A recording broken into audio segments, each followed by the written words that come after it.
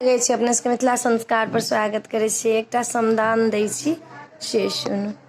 आरे किए बीनु सोना भेला आमा आमरो लाबा किए बीनु सोना भेल गाछ आरे किए बीनु सोना भेल बाबा के हवेलिया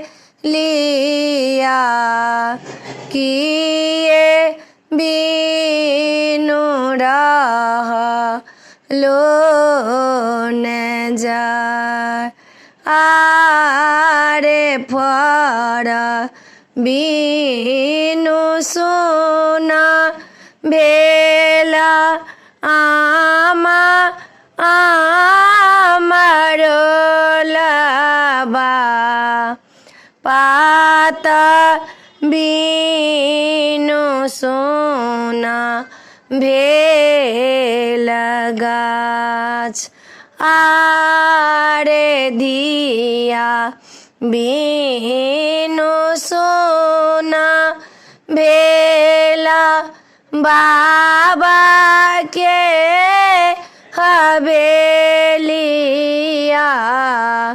धिया बीनु रहलो न जाय लाले रंग डोलिया सबुज रंग हरिया लागी गेल बती सो कहार आरे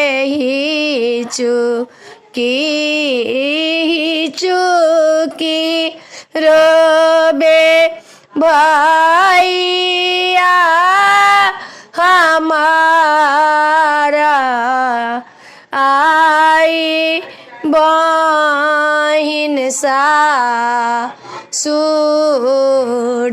जाय आरे संगे संगे खेला लाऊं संगे संगे लड़लूं आई बहिन दूरा देश जाय बना ही विद्यापति